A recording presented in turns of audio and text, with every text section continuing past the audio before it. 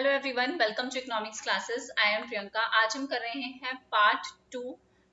आपका अभी जो जून का एग्जाम हुआ था, जून 2025 में 29 को, उसका हम क्या कर रहे हैं, एनालिसिस कर रहे हैं। ठीक है, ऑलरेडी पार्ट 1 कवर कर चुके हैं, आज हम पार्ट 2 कर रहे हैं। एंड 70 क्वेश्चंस तक कंप्लीट हो गया था। 71 क्वेश्चन से स्टार्ट करेंगे। डेली हम 20 क्वेश्चंस कर रहे हैं, क्योंकि हम सिर्फ क्वेश्चन के साथ आंसर नहीं, उसकी एक्सप्लेनेशन भी देखते हैं, इसलिए टाइम लगता है। इसलिए एक साथ एक वीडियो में नहीं पॉसिबल है, इसलिए 20 क्वेश्चंस करके आपके 5 to 6 डेज में कंप्लीट हो जाएगा आपका जो है इकोनॉमिक्स का कंप्लीट एनालिसिस। उसी के बेसिस पे आप ये डिसाइड करेंगे कि हमें किस तरीके से जो है डेप्थ में पढ़ाई करनी है। आगे की पढ़ाई हम किस तरीके से अपनी स्टार्ट करें, कितनी लेवल की हमारी तैयारी होनी चाहिए, क्या सिर्फ पीवाईक्यू से काम चल जाएगा या बहुत ज्यादा डिटेल में हमें पढ़ना पड़ेगा, इन सब चीजों का एनालिसिस करेंगे। और मैं आपको प्रिपरेशन स्ट्रेटेजी भी बताने वाली हूँ कि आप किस तरीके से रिमेनिंग डेज में, अभी आपके पास 5 मंथ है, उसमें आप किस तरीके से जो है बेस्ट से बेस्ट तैयारी करके अपना एग्जाम जो है वो क्वालिफाई कर सकते हैं। ऑलरेडी आपको पता है कि ग्रोथ एंड डेवलपमेंट की यूनिट मैंने स्टार्ट कर रखी है। डेली रात को 9 बजे उसकी क्लास होती है, डेली होती है, और इन डेप्थ जो है वो हमारी पढ़ाई होती है। वहां पे हर एक थ्योरी को हम डेप्थ में पढ़ रहे हैं, ताकि आपका कोई भी क्वेश्चन जो है वो गलत ना हो। तो इस चीज का आप ध्यान रखेंगे कि आपको डेली क्लासेस लेनी है। हम मैक्सिमम यूनिट्स को कवर करेंगे। मैराथन्स हमने ऑलरेडी कवर कर रखी है, तो अगर आप अपनी सेल्फ स्टडी कर रहे हो तो उसके बाद ये मैराथन्स जो है और प्लस पीवाईक्यूज जो है वो आप यहाँ से कवर कर सकते हो कंप्लीटली फ्री। ठीक है, आप टेलीग्राम के साथ भी ज्वाइन कर सकते हो। टेलीग्राम पे मैं जो भी वीडियोस की जो भी पीडीएफ होती है वो मैं शेयर कर देती हूँ according to the classes. Okay, so let's start with question number 1. Question number 71 से start करेंगे. Which of the following correct about the revised criteria of MSME effective from 1st April 2025 as per the Union Budget 25-26? ये मैंने आपके साथ share भी किया था और आपको बताया भी था कि अच्छे से याद कर लेना कि MSME का क्या टर्नओवर है और उसकी क्या जो है वो इन्वेस्टमेंट क्राइटेरिया है, कि कितना इन्वेस्टमेंट क्राइटेरिया हमारा रिवाइज्ड हुआ है एमएसएमई का।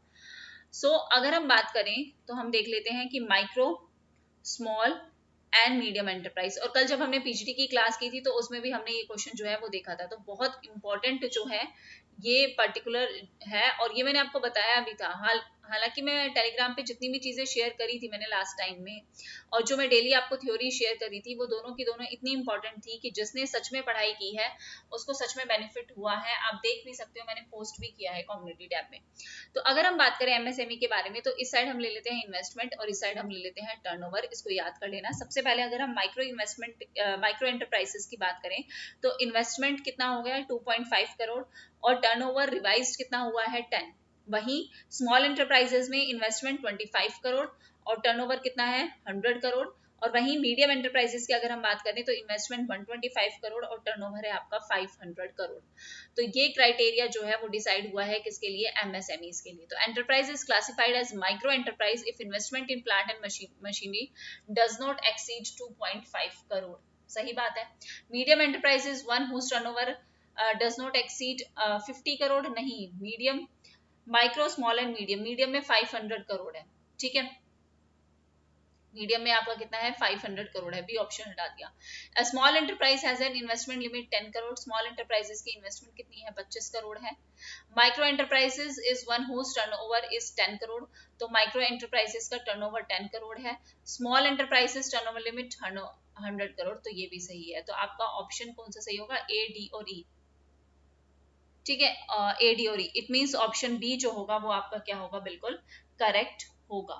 ओके, क्वेश्चंस इसी तरीके से आते हैं आजकल, एकदम डायरेक्ट क्वेश्चंस नहीं आते हैं। तो हर एक चीज को आपको अच्छे से याद करना बहुत ज्यादा जरूरी है। Okay, now moving to our next question. Next question देखते हैं हम। यहाँ पे शायद पुराने वाला है तो इसको सही कर लेना, मैंने अभी आपको बता दिया है। Now 72 question. According to the Rostow की स्टेजेस के according any industry can play the role of leading industry in the take off stage provided following conditions are met. कोई भी इंडस्ट्री जो है कोई भी सेक्टर जो है वो टेक ऑफ स्टेज में पहुंच सकता है, प्रोवाइडिंग ये कंडीशंस फुलफिल होनी चाहिए। तो आपको मोस्ट अप्रोप्रिएट आंसर जो है वो चूज करना है। एक चीज मैं बता देती हूँ, ग्रोथ एंड डेवलपमेंट की जो आपकी क्लासेस चल रही है ना, उसमें आप अगर स्टार्टिंग से देखोगे ऑलरेडी हमारी 5 क्लासेस कंप्लीट हो चुकी है और उन क्लासेस को हमने बिल्कुल डेप्थ में किया है। रोस्टरों की स्टेजेस भी आएंगी, मार्क्स की भी आएंगी, तो बहुत ध्यान से हर एक चीज जो है वो आप नोट करेंगे। और मैं आपको बता देती हूँ कि मैं कौन सा सोर्स यूज कर रही हूँ आपको पढ़ाने के लिए। बहुत ही फेमस हमें पता है कि जो हमारी बुक है ML जिंगान की, उनकी बुक और 2-3 और जो है बुक्स को मैं कंट्रीब्यूट करके कंप्लीट जो है वो थ्योरीज एक्सप्लेन कर रही हूँ। तो आप जो है बिल्कुल भी मिस नहीं करेंगे। बट एक चीज मैं बता देती हूँ कि मैं आपको कोई नोट्स नहीं दूंगी यहाँ पे, आपको अपने नोट्स खुद बनाने हैं, बिकॉज जो आपके खुद के नोट्स होते हैं वही आपके काम आएंगे एग्जाम में। मेरी पीडीएफ देने से कोई फायदा नहीं होगा, और वैसे भी मैं पीडीएफ से पढ़ाती भी नहीं, मैं खुद क्लास में हर चीज जो है वो नोट करके पढ़ाती हूँ। तो वो आपके लिए बेनिफिट होगा और आपको ही अपने नोट्स खुद प्रिपेयर करने पड़ेंगे। तो इस चीज के ऊपर मत आश्रय रहना कि भाई अगर मैम ये भी प्रोवाइड करते तो सब कुछ प्रोवाइड करना इतना ईजी नहीं है। ओके, सो वो भी फ्री में इसलिए मुश्किल नहीं है। अगर मेरे पास भी इंसेंटिव हो कि भाई मेरे पास भी आ रहे हैं लाखों रुपए, तो ठीक है, मैं भी मेहनत कर लूंगी।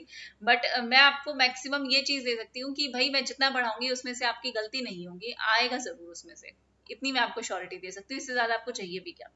ठीक है, तो सबसे पहले अगर हम बात करें अकॉर्डिंग टू रोस्को एक सेक्टर क्वालिफाई होता है leading sector take off stage में अगर वो कुछ कंडीशंस को फुलफिल करे। तो सबसे पहले कंडीशन क्या है कि जो आपका मार्केट है फॉर द प्रोडक्ट, वो आपका एक्सपेंड करना चाहिए, तभी तो वो टेक ऑफ में है ना। वो एक्सपेंड करना चाहिए और वो भी रैपिडली, तेजी से एक्सपेंड करना चाहिए, तो वो आपकी टेक ऑफ स्टेज की कैटेगरी में आता है। लीडिंग सेक्टर जो है वो एक जनरेट करे एक सेकेंडरी एक्सपेंशन, एक दूसरा एक्सपेंशन भी जो है लीडिंग सेक्टर जो है जनरेट कर दे, तो वो भी आपका सही है। मतलब ऑप्शन ए और ऑप्शन बी दोनों सही है। तीसरा option, there is an adequate and continuous supply of capital from the flow back of profit, मतलब जो आप प्रॉफिट बचा रहे हैं अपने पूरे रेवेन्यू में से, वो आपको एडुकेट और कंटिन्यूस सप्लाई होना चाहिए उस चीज का। ठीक है, कैपिटल का बिल्कुल सही बात है।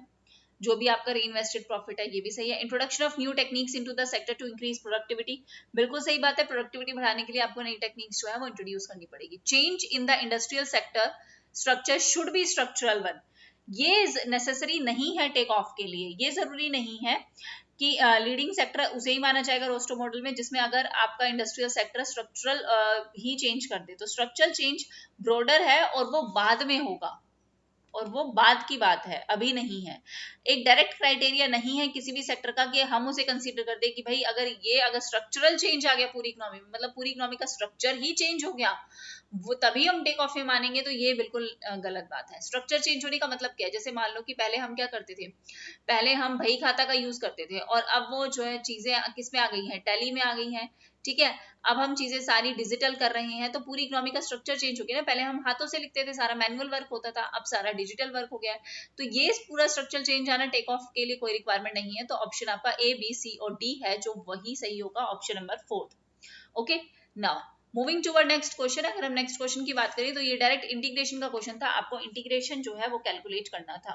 तो अगर हम देखें यहाँ पे इंटीग्रेशन आपको करना है किसका, x+3 डिवाइडेड बाय x+5। अगर आप देखो इसको आप x+5 में भी कन्वर्ट कर सकते हो, किस तरीके से, x+5 -2 कर दो, वही बात आ गई, डिवाइडेड बाय क्या हो गया, x+5।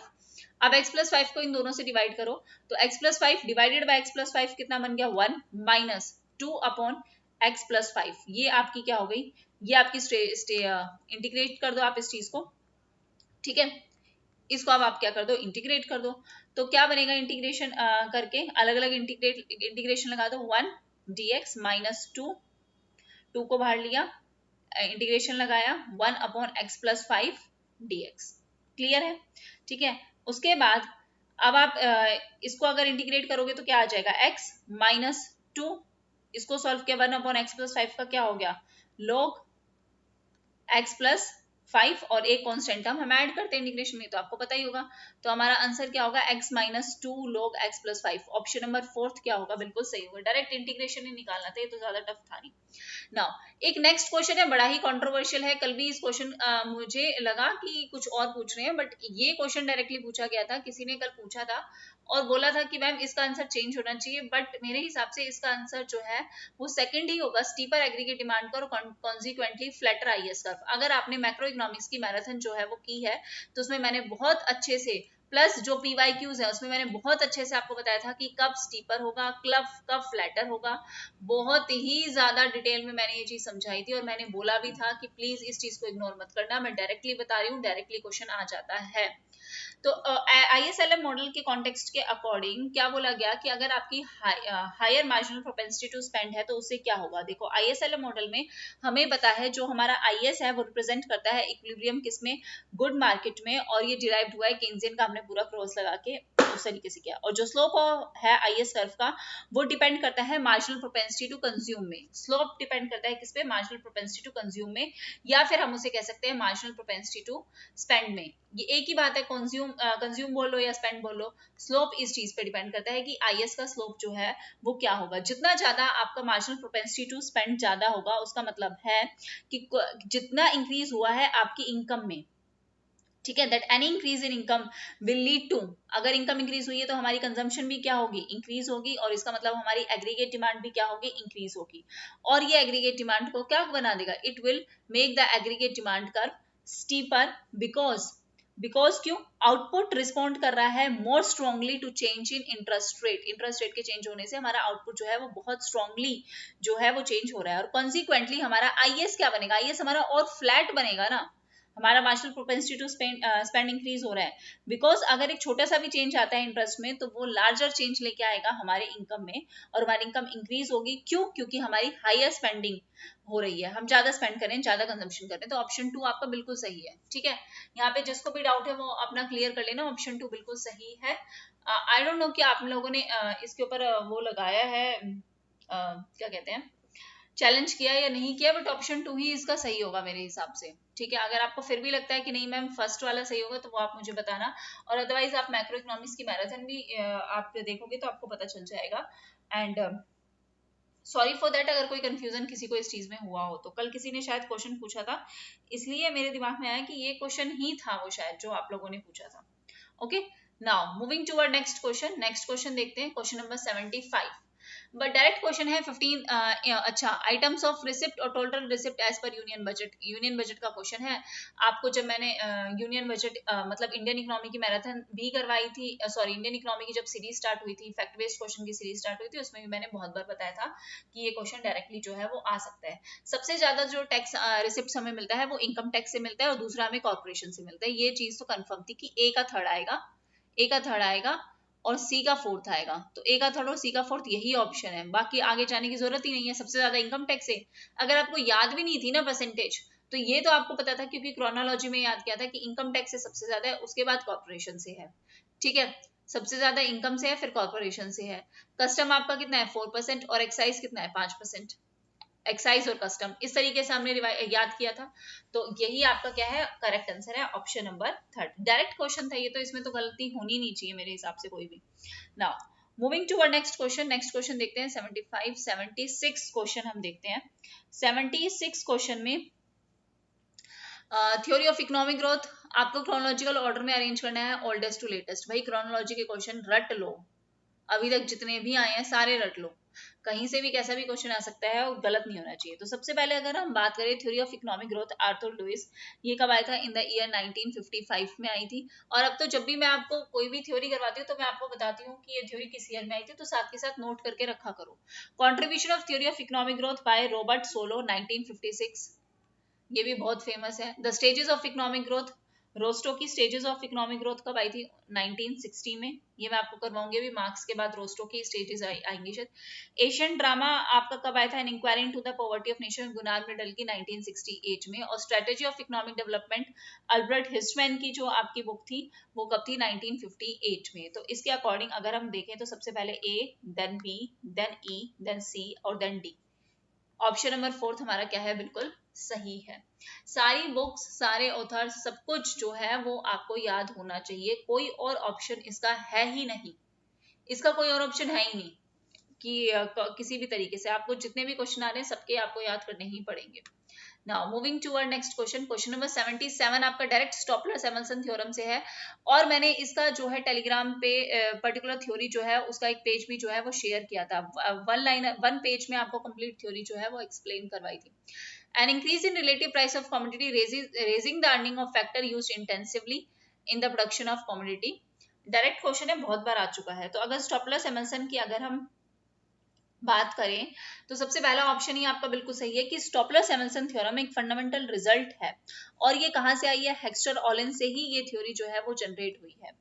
ठीक है, जब भी हमारा relative price of good increase होता है, कोई भी रिलेटिव प्राइस ऑफ गुड, क्या कहते हैं कि जो भी आपका, ये थ्योरी क्या स्टेट करती है कि जो जब भी आपका रिलेटिव प्राइस ऑफ गुड आपका इंक्रीज होता है, तो जो आपके रियल रिटर्न है, जो आपके रियल रिटर्न है फैक्टर्स पे, दैट जैसे कि आपके वेजेस और जो आपके रेंट है, to the factor used intensively, जो आपका फैक्टर इंटेंसिवली यूज्ड हुआ है, इंटेंसिवली यूज्ड हुआ है प्रोडक्शन में, of that good also increases, वो भी आपका क्या होगा, इंक्रीज होगा। जबकि जो रियल रिटर्न है टू द फैक्टर, वो क्या होंगे, आपके रियल रिटर्न आपके क्या होंगे, डिक्रीज होंगे। ठीक है, relative price of the goods increases, real return to the factor used in intensively in the production of goods also increases, while जो रियल रिटर्न है वो आपके क्या होंगे, डिक्रीज होंगे। ठीक है, फॉर एग्जाम्पल से समझा देती हूँ, अगर ऐसे भी समझ नहीं आया तो, अगर ऐसे भी समझ नहीं आया तो सिंपल एग्जांपल से अगर हम समझें तो क्या कह सकते हैं, जैसे मान के चलो अगर आपका क्लोथ यूज हो रहा है, क्लोथ यूज हो रहा है, क्लोथ मतलब क्लोथ की प्रोडक्शन हो रही है, वो क्या यूज कर रहा है, लेबर को इंटेंसिवली यूज कर रहा है। ठीक है, if cloth uses labour intensively and it's prices increases, किसकी वजह से, ट्रेड लिबरलाइजेशन की वजह से इसके प्राइसेस जो हैं वो इंक्रीज हो जाते हैं, देन जो जो वेजेस हैं लेबर को जो मिल रहे हैं रिटर्न में, वो क्या होंगे, राइज होंगे। और जो आपका दूसरा फैक्टर है रिटर्न टू कैपिटल है, वो क्या होगा, वो आपका क्या करेगा, फॉल करेगा। तो increase in relative price of the commodity raises the earning of factor used intensively in the production of commodity. Labour use हो रहा है ना इंटेंसिवली, तो वेजेस इंक्रीज होंगे जो इसको रिटर्न में मिल रहे हैं, और दूसरे फैक्टर के क्या होंगे, डिक्रीज होंगे। ओके, तो ऑप्शन नंबर 1 आपका क्या है, बिल्कुल सही है। क्लियर है, चलते हैं हम अपने नेक्स्ट क्वेश्चन पे, क्वेश्चन नंबर 78 क्वेश्चन क्या है आपका, which of the following true regarding the outcome of consumer optimization process, consumer optimization process का कौन सा आपका सही है option, marginal utility per rupees spent on each good is same, बिल्कुल सही बात है। जो हमारा इक्वी मार्जिनल प्रिंसिपल जो है वो यहाँ पे अप्लाई हो रहा है, कौन सा प्रिंसिपल, इक्वी मार्जिनल प्रिंसिपल। अगर आपने मैराथन देखी होगी माइक्रो की, तो उसमें भी मैंने आपको अच्छे से समझाया था, और अब जब माइक्रो करवाऊंगी तो और भी डिटेल में समझा दूंगी। सो यहाँ पे कौन सा प्रिंसिपल यूज हो रहा है, equi marginal principle. Consumer maximize अपनी यूटिलिटी कब करेगा, जब MU(x) अपॉन PX किसके बराबर हो, MU(y) upon PY, for good 1 and good 2 दोनों के लिए। तो marginal utility per rupees spent on each good is same, बिल्कुल सही बात है। Marginal rate of substitution between goods is equal to the ratio of prices between the goods, बिल्कुल marginal rate of substitution किसके बराबर होगा, आपका प्राइस रेशियो के बराबर, प्राइस रेशियो के बराबर होगा ना। मतलब क्या है कि आपका स्लोप ऑफ इंडिफरेंस कर्व किसके बराबर होगा, आपकी स्लोप ऑफ बजट लाइन के बराबर होगा। वही कंज्यूमर ऑप्टिमाइजेशन प्रोसेस है, बिल्कुल आसान है। Consumer reaches the highest indifference curve in indifference map, नहीं, कंज्यूमर हाईएस्ट इंडिफरेंस कर्व की बात नहीं करते, यहाँ पे बात करते हैं हाईएस्ट अटेनेबल की बात, highest attainable indifference curve given the budget constraint, कि आपको बजट कंस्ट्रेंट कितना गिवन है, इंडिफरेंस मैप में नहीं, बजट कंस्ट्रेंट आपको कितना गिवन है, उसके हिसाब से आप हाईएस्ट अटेनेबल कॉम्बिनेशंस पे जो है वो जाओगे, हाईएस्ट अटेनेबल इंडिफरेंस कर्व पे जाओगे गिवन द बजट कंस्ट्रेंट, ना कि एब्सोल्यूट हाईएस्ट वन में। ठीक है, क्योंकि आप अफोर्डेबिलिटी भी तो देखोगे, अपनी बजट कंस्ट्रेंट भी तो देखोगे कितना आप अफोर्ड कर सकते हो। तो ऑप्शन सी आपका गलत हो गया, ऑप्शन सी हटाओ, एक ही में। The consumer indifference curve is tangent to his or her budget line, बिल्कुल सही बात है, यही ग्राफिकल कंडीशन है। बी पॉइंट की भी ऑप्शन डी आपका सही है। From utility point of view consumer is indifferent between any two points on his or her budget line, नहीं, कंज्यूमर जो है वो जरूरी नहीं है कि इंडिफरेंट हो between any two points on the budget line, utility very करती है अक्रॉस द बजट लाइन। ठीक है, अनलेस एंड अनटिल कि आपका मार्जिनल रेट ऑफ सब्स्टिट्यूशन किसके बराबर हो, प्राइस के बराबर हो। यहाँ तो इक्वल है, लेकिन बाकी सब जगह क्या होगा, अलग होगा। तो ऑप्शन ए, बी और डी ही आपके सिर्फ सही है, तो ऑप्शन सी आपका क्या होगा, यहाँ पे बिल्कुल सही होगा। इसे एक चीज आपको ये समझ में आनी चाहिए कि आपको हर एक चीज का रट्टा नहीं लगाना, बिल्कुल भी हर एक चीज को समझना है। अब देखो बी जो ऑप्शन आया उसी को ही ग्राफ में बता दिया, उसी को ही ग्राफ में बोल दिया, तो आप यहीं पे ही अगर ग्राफ बना के देख लोगे तो आपको तो ये तो पता ही चल जाएगा कि डी ऑप्शन आपका सही होगा, है ना। तो चीजों का रट्टा बिल्कुल भी नहीं लगाना है। Okay, now moving to next question, question number 79 आपका प्लेयर से रिलेटेड है। अगर आपने करी होगी क्लास तो आपको ये क्वेश्चन आ भी गया होगा, बहुत टफ क्वेश्चन तो था नहीं। सबसे पहले अगर हम बात करें player one has two strictly dominated strategy, तो देखो अगर हम यहाँ पे देखें जो आपका एम है 2, ये ग्रेटर है किससे 1 से, और अगर हम 3 देखें तो 3 भी ग्रेटर देन है किससे 1 से आपका। वहीं अगर हम इधर वाली सीरीज में देखें तो ये आपको दिख रहा है कि आपका 1 ग्रेटर देन है किससे 0 से, और 2 भी ग्रेटर देन है किससे आपका 0 से। तो प्लेयर 1 की 2 स्ट्रिक्टली डोमिनेटेड स्ट्रेटेजी आपकी मिल जाएगी, ठीक है। 5 और 3 में अगर हम देखें तो 5, 6 और 4 में देखें तो 4, और 7 और 2 में क्या आ जाएगा 7, ठीक है। तो 2 आपकी स्ट्रेटेजी आ गई, क्लियर है। तो player 1 has 2 strictly dominated strategy, option A आपका बिल्कुल सही है। ऑप्शन बी क्या कहता है, none of the strategy of player 2 are weakly dominated. तो इसको पहले इरेज करते हैं, इसको पहले इरेज करेंगे और देखेंगे none of the strategy of player 2 are weakly dominated. तो देखो प्लेयर 2 की स्ट्रेटेजी देखो एल और आर के केस में, एल का कितना है हमारा 5, 6 और 7, और आर के केस में देख लेते हैं 3, 4 और 2 के केस में। तो हमें पता है 5 ग्रेटर देन है 3 से, 6 ग्रेटर देन है 4 से, और 7 ग्रेटर देन है टी से।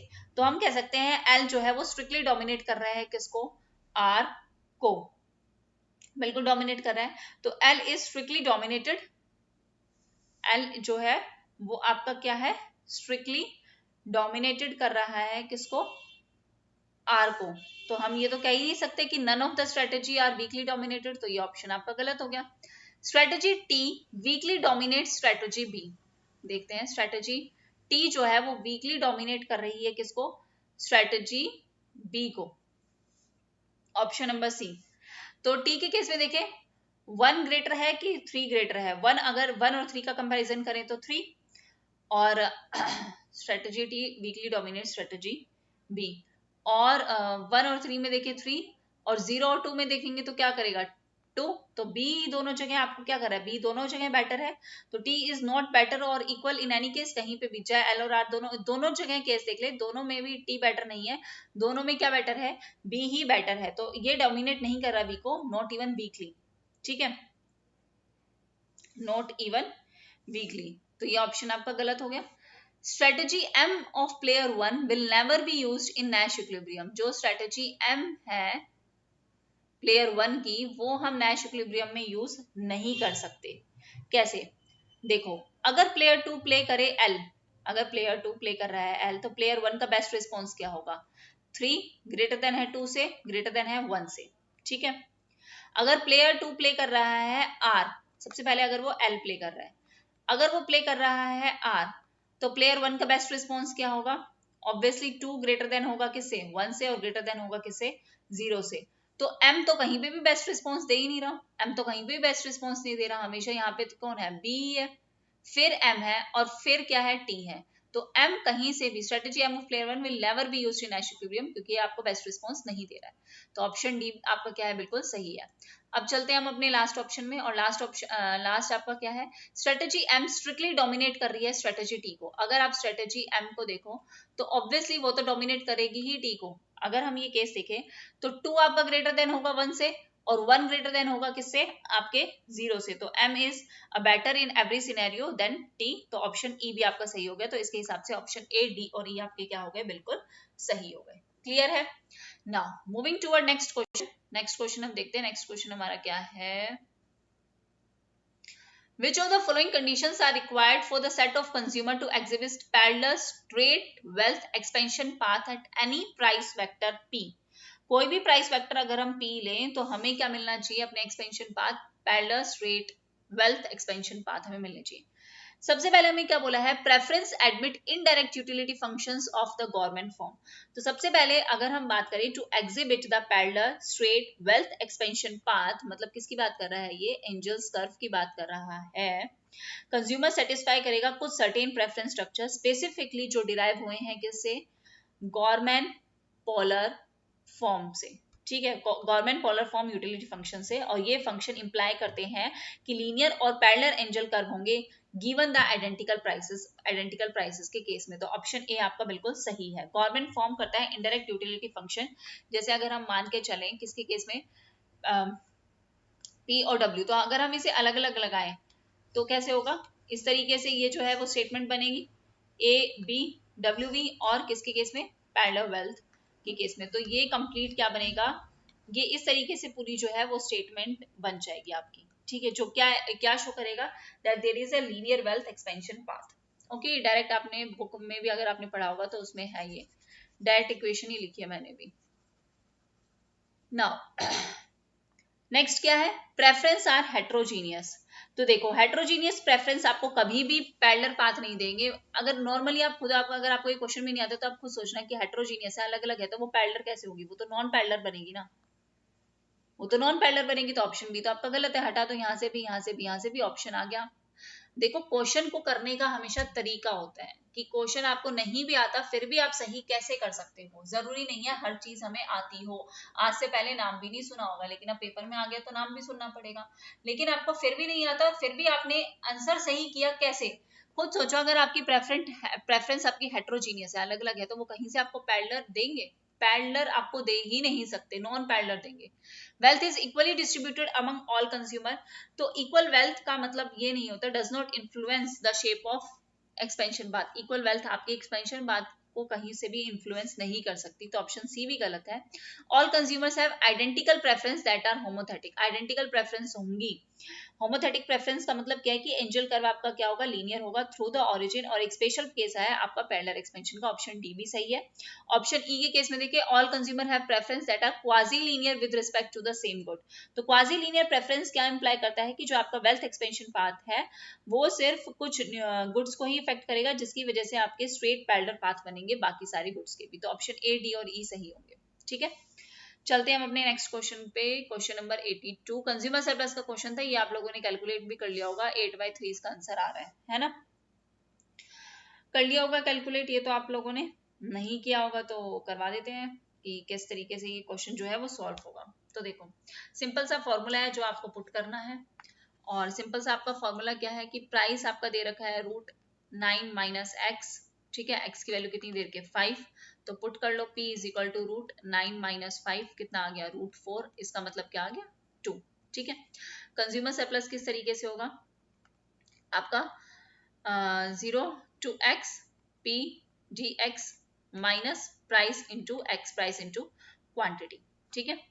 तो ये आपका कितना चलेगा 0 to 5 चलेगा, 9 माइनस एक्स, ये अंडर रूट है तो आपने इसको क्या कर दिया 1/2 कर दिया, dx minus price into quantity px। अब अगर हम टाइम बात के हिसाब से देखें तो t is equal to 9 minus x, तो dt बाई dx करोगे तो ये माइनस dx के बराबर आ जाएगा, ठीक है। सिंपल है कि 9 का तो इसका डेरिवेटिव करोगे, 9 माइनस एक्स का अगर आपने डेरिवेटिव किया है तो आप dt बाई dx करोगे तो 9 का तो कुछ भी नहीं रहेगा, इसका क्या बचेगा माइनस dx बचेगा, तो इसको यहाँ पे पुट कर दो। और यहाँ पे अगर पुट करोगे तो किस तरीके से होगा, तो ये इस तरीके से होगा 0 से लेके 5 तक t 1/2 बचेगा माइनस dx जो आपने अभी कैलकुलेट किया is equal to minus 0 to 5 t 1/2 dt। Solve कर लो इसको, आगे माइनस को बाहर निकाल लो, इस माइनस को बाहर निकाल रखा है, ठीक है। t 1/2 प्लस 1, क्योंकि जितना आप पावर में ऐड करोगे उतनी ही पावर कहाँ चली जाएगी, नीचे चली जाएगी, ठीक है। 0 to 5, इसको आगे सॉल्व करेंगे तो क्या आ जाएगा t 1/2 प्लस 1 कितना बन गया 3/2, और नीचे भी आपका क्या आ गया 3/2, कहाँ से लेके 0 से लेके 5 तक, क्लियर है। इसके बाद क्या करेंगे, वैल्यू को पुट कर देंगे। ये 3/2 है, ये पावर ये आगे आ जाएगा तो आ जाएगा -2/3 हो जाएगा, t 3/2 0 to 5। अभी वैल्यू आगे पुट कर देंगे -2/3 t की जगह 9 minus x 3/2 0 to 5 minus px था ना, तो प्राइस इंटू क्वांटिटी, प्राइस कितना था हमारा, प्राइस कितना कैलकुलेट हुआ था 2, और x कितनी थी 5, तो 2 इंटू 5 कितना हो गया 10, तो ये आ गया आपका 10। इसके बाद आगे सॉल्व कर लेंगे इस चीज को, -2/3 9 x की जगह रखेंगे 5, 9 माइनस 5 3/2, फिर 9 माइनस 0 एक बार 0 रखेंगे, एक बार 5 रखेंगे, 3/2 और माइनस का 10, -2/3, 9 में से 5 गए 4, 3/2 माइनस 9 में से 0 गए 9, 3/2 और माइनस का 10। बस सॉल्व करते जाना है। -2/3, 4 को हम कैसे लिख सकते हैं, 2 की पावर 2 लिख सकते हैं। इसको अगर हम 2 की पावर 2 लिखेंगे इंटू 3/2 लिखेंगे तो 2 से 2 कैंसिल, 2 की पावर कितना हो गया 3, और 2 की पावर 3 का मतलब कितना हो गया 8। माइनस 9 को हम कैसे लिख सकते हैं, 3 का स्क्वायर इंटू 3/2, तो 2 से 2, 3 की पावर 3, 3 3 से 9 और 9 3 से 27, तो 8 - 27 -10। ओके, तो -2/3 और 27 में से 8 गए -19 -10। आगे सॉल्व कर लो। -2/3, इसको 2/3, 19 2 38 सीधा ही लिख लेते ना, माइनस माइनस प्लस 38/3 -10 / 1, तो कितना आ गया, एलसीएम ले लो, 38 - 10, एलसीएम आ गया 3, 38 - 10 / 3, 8/3 आपका क्या आ गया, कंज्यूमर सरप्लस आ गया। आगे आंसर, बस सिंपल सा क्वेश्चन था ये। सिंपल सा तो नहीं था, सॉल्व करने में टाइम लगता है भाई, ऐसे अब मैं यहाँ पे सॉल्व कर रही हूँ और एक एग्जाम में सॉल्व करूँ तो उस चीज में बहुत ज्यादा डिफरेंस होता है। कहना आसान है बट हाँ क्वेश्चन उस टाइम पे आपको सॉल्व करना सच में मुश्किल है। तो चलते हैं अब नेक्स्ट क्वेश्चन पे। क्वेश्चन नंबर 83, यस मैचअप का क्वेश्चन है। Specific factor model, mesmerising growth, mercantilism theory और सेकुलर डेटोरेटेशन टर्म्स ऑफ ट्रेड। मेरे हिसाब से ये क्वेश्चन 100 से ज्यादा बार तो मैंने ही आपको बता दिया होगा। Secular deterioration terms of trade, प्राइवेट सिंगल हाइपोथेसिस कि जितनी बार आपको इंटरनेशनल ट्रेड की अगर आपने देखी होगी तो ये क्वेश्चन तो बिल्कुल गलत नहीं किया होगा। Specific factor model, Paul Samuelson, मतलब कितनी बार पीवाईक्यू में करवाया और कितनी बार आपको टेलीग्राम पे भी शेयर किया है। Imagine growth, Jagdish Bhagwati. और ये जब मैं आपको बता रही थी ना तो मैंने कहा भी था कि ये जो मैं क्वेश्चन है ना मैं बता रही हूँ कि ये आएगा, और अब मैं थक गई है बता बता के कि imagine growth, Jagdish Bhagwati, B option, B का थर्ड होगा। और देख लो बी का थर्ड से ही आपका आंसर आ गया। जरूरत भी नहीं थी आपको और ज्यादा घूमने की। मर्केंटिलिज्म, थॉमस होन, घूमने और कुछ देखने की जरूरत ही नहीं थी, सीधा इतना भी पता होता ना आपका ऑप्शन क्या हो जाता, सही हो जाता। तो देखो हर एक क्लास को बहुत ध्यान से देखा करो। अगर आप अभी भी जाके आप अगर अपने प्रीवियस लेक्चर्स देखे ना तो आपको ये समझ में आ जाएगा कि अगर आप वो लेक्चर्स ध्यान से देख लेते तो आपके क्वेश्चंस तो गलत नहीं होते। ठीक है, हालांकि हाँ ये मैं जरूर कह सकती हूँ कि न्यूमेरिकल क्वेश्चंस तो श्योर आपको टाइम भी लगता है और उसको समझने में भी टाइम लगता है। और मैंने न्यूमेरिकल क्वेश्चंस की शायद अलग से प्लेलिस्ट बनाई भी थी और आपको बोला भी था, सॉल्व भी करवाए थे कुछ क्वेश्चंस तो जो आए भी हैं पेपर में, बट उसके अलावा भी बहुत सारे क्वेश्चंस हैं जो डायरेक्ट आए हैं। Okay, now moving to our next question number 84।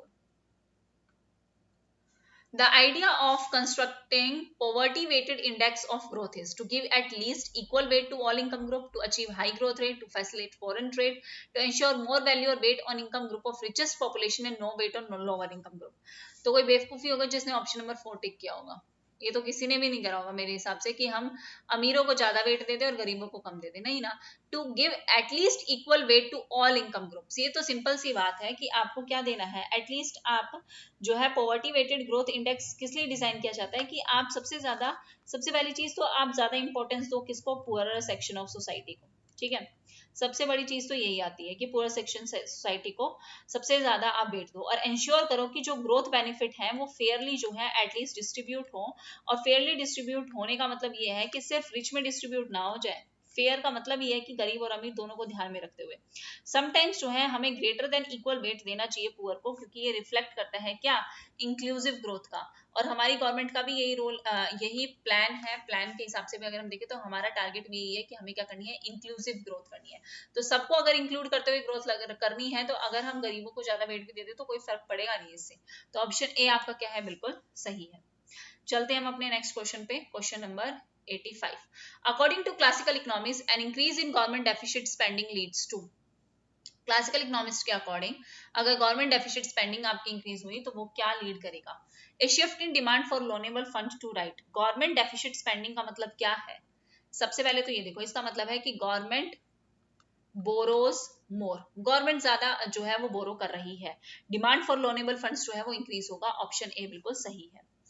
Decline in interest rate, option number B, higher demands fund है तो वो इंटरेस्ट रेट को इंक्रीज करेगा, डिक्लाइन नहीं करेगा, तो ऑप्शन बी आपका गलत हो गया, हटा दो हटा दो, ऑप्शन बी गलत। इंक्रीज इन इन्वेस्टमेंट, जितना ज्यादा इंटरेस्ट रेट होगा, जितना ज्यादा इंटरेस्ट रेट होगा वो इन्वेस्टमेंट को क्या करेगा, डिक्रीज करेगा। इनवर्स रिलेशन है, अगर आपने देखा हो तो इनवर्स रिलेशन है, तो ये भी गलत हो गया, ऑप्शन सी भी हटा दो, हट गया। क्या बचा, सिर्फ ए, डी और E. Increase in saving equal to decline in consumption, सीधी सी बात है, क्लासिकल थ्योरी क्या कहता है कि अगर आपकी सेविंग इंक्रीज होगी तो आपकी कंजम्पशन डिक्रीज होगी, ठीक है, due to higher interest rate. आपकी सेविंग बढ़ेगी, आप सोचोगे कि बैंक में पैसा रखो। Decrease in investment and consumption that balances the increase in government spending, बिल्कुल सही ये बात कर रहा है, किस चीज की, ये बात कर रहा है क्राउडिंग आउट की। गवर्नमेंट स्पेंडिंग रिड्यूस करती है प्राइवेट इन्वेस्टमेंट को और कंजम्पशन को। ऑप्शन ई भी आपका सही है, तो ऑप्शन ए, डी और ई बिल्कुल सही है। ये क्वेश्चन भी मैंने आपको करवा रखा था, ठीक है। Now moving toward next question number 86। According to neo classical growth theory and increasing saving rate, अगर नियो क्लासिकल ग्रोथ थ्योरी के अकॉर्डिंग देखें, जैसे सोलो मॉडल के अकॉर्डिंग अगर हम देखें और हमारे सेविंग रेट में इंक्रीज हुआ है, तो शॉर्ट रन में अगर आपकी सेविंग रेट बढ़ती है, अगर आपके सेविंग रेट बढ़ रहे हैं, तो इसका मतलब आपकी इन्वेस्टमेंट जो है वो इंक्रीज हो रही है, उतना ही ज्यादा क्या हो रहा है, कैपिटल एक्यूमुलेशन हो रहा है, और उतनी ही ज्यादा फास्टर जो है वो ग्रोथ हो रही है, ठीक है। और लॉन्ग रन में देखें, और अगर आप लॉन्ग रन में देखते हो तो लॉन्ग रन में क्या होगा, ग्रोथ जो है किसकी वजह से आएगी, टेक्नोलॉजी की वजह से आएगी, ना कि आपकी सेविंग रेट की वजह से आएगी, ठीक है। So long run growth rate same रहेगी। ऑल्सो अगर हम बात करें कैपिटल लेबर रेशो है वो इंक्रीज होगा, जितनी ज्यादा सेविंग रेट बढ़ेगी आपका कैपिटल लेबर रेशो भी इंक्रीज होगा, और लॉन्ग रन कैपिटल और अपॉन आउटपुट वो भी इंक्रीज होगा, विद हायर सेविंग वो डिक्रीज नहीं होगा आपका। तो raise the growth rate of output in short run, short run में आपका ग्रोथ रेट ऑफ आउटपुट जो है वो इंक्रीज होगा, लॉन्ग रन में आपका it will raise same, it will stay the same, ठीक है, क्योंकि आपके लॉन्ग रन में ग्रोथ जो है वो किसकी वजह से होगी, टेक्नोलॉजी की वजह से होगी, सेविंग रेट की वजह से नहीं होगी। Decrease the steady capital output ratio, बिल्कुल नहीं। और decrease the long run level of capital and output पर हेड, ये भी नहीं होगा, क्योंकि हमने बता दिया कि लॉन्ग रन कैपिटल आउटपुट पर हेड इंक्रीज होगा विद हायर सेविंग रेट, ना कि डिक्रीज होगा आपका, तो ये भी गलत है। तो ऑप्शन ए आपका क्या होगा, बिल्कुल सही होगा, ठीक है। चलते हैं हम अपने नेक्स्ट क्वेश्चन नंबर 87 पे। क्वेश्चन नंबर 87 आपका मैचअप का है। Theory of population growth, demographic transition, father of demography, who coined the term third world. तो थर्ड वर्ल्ड की अगर हम बात करें तो ये जो है कॉइन कहता है अल्फ्रेड सर्वे ने, तो डी का फर्स्ट आएगा, दो जगह है। फादर ऑफ डेमोग्राफी किसे बोला गया है, जॉन ग्रांट को, तो सी का सेकंड हो गया। डेमोग्राफिक ट्रांजिशन थ्योरी जो है वर्नन थॉमसन की है, ये भी सही है। Theory of population growth and resource limit, C किसकी है, थॉमस माल्थस की है। Theory of population growth A का फोर्थ आना था। ये सबको बता था कि थ्योरी ऑफ पॉपुलेशन ग्रोथ किसकी है, माल्थस की, और मैंने अभी भी आपको जब ग्रोथ एंड डेवलपमेंट की क्लास ली है तो माल्थस की थ्योरी मैंने करवाई है, ठीक है। तो ऑप्शन फोर्थ आपका क्या है, बिल्कुल सही है। अगर आपको सिर्फ इतना पता है ना कि ए का फोर्थ है, आपका आंसर सही हो गया, आपको बाकी नहीं पता तो नहीं पता, कोई दिक्कत नहीं है, ठीक है। तो चीजें बहुत मैटर करती हैं कि आप क्वेश्चन किस तरीके से सॉल्व करते हो, ये बहुत इंपॉर्टेंट है, ना कि ये इंपॉर्टेंट है कि आपको क्वेश्चन आ रहा है कि नहीं आ रहा। आपको क्वेश्चन सॉल्व कर सकते हो, उस तरीके से आप दिमाग लगा सकते हो सॉल्व करते टाइम, तभी आपका क्वेश्चन जो है वो सॉल्व हो जाएगा, ठीक है। Now moving to our next question, Euler's theorem macro economics की मैराथन में कराया था। If Q is function of K and L is homogeneous production function of degree 1, which of the following satisfy करेगा Euler's theorem को। तो बहुत बार मैंने आपको बताया था कि अगर आपका प्रोडक्शन फंक्शन होमोजीनियस डिग्री 1 है तो dq by dk plus dq by dl के L किसके बराबर होगा, Q के बराबर होगा। इसका मतलब क्या है कि marginal product of capital into capital plus marginal product of labour into labour किसके बराबर है, आपका टोटल आउटपुट के बराबर है। सिंपल सी बात है।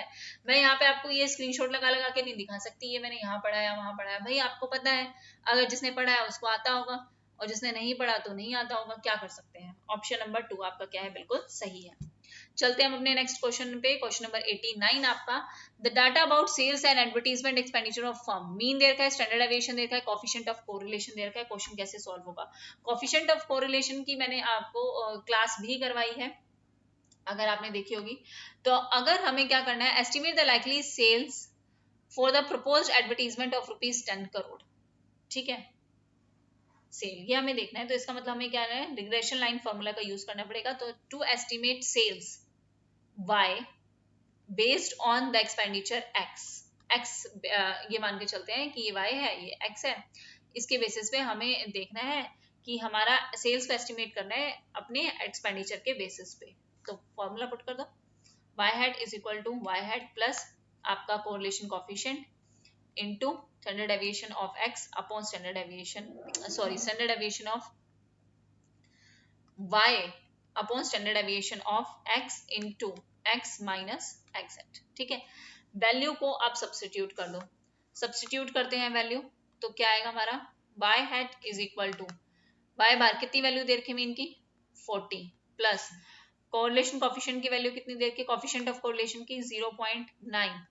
इनटू y कितना दे रखा है आपको स्टैंडर्ड डेविएशन y का 10, x का कितना दे रखा है 1.5 इनटू एक्स हमें कितना दे रखा है, प्रपोज्ड एडवर्टीजमेंट कितना था 10 माइनस, और हमारा एडवर्टीजमेंट एक्सपेंडिचर हुआ कितने का है 6, प्रपोज्ड कितना था 10 और हुआ कितने का है 6 का। ओके, तो वैल्यू को आपने सिर्फ क्या करना है पुट करना है और सिंप्लीफाई कर दो, y bar is equal to 40 plus 0.9 into, इसको सॉल्व करेंगे तो भाई मैंने पहले से सॉल्व कर रखा था 10 डिवाइडेड, चलो 10 100 डिवाइड बाई 15 कितना हो जाएगा 40 प्लस 0.9 इंटू 6.67 इंटू 10 माइनस 6 हो जाएगा 4। ठीक है, सो 40 प्लस 0.9 इंटू 6.67 इंटू 4, तो ये हो जाएगा 26.68। इसको आगे सॉल्व करेंगे तो आ जाएगा 40 प्लस 24.01, तो ये आंसर आ जाएगा 64.01 के लगभग। तो 64.01 का मतलब है ₹64 करोड़। ऑप्शन नंबर बी आपका क्या है, बिल्कुल सही है।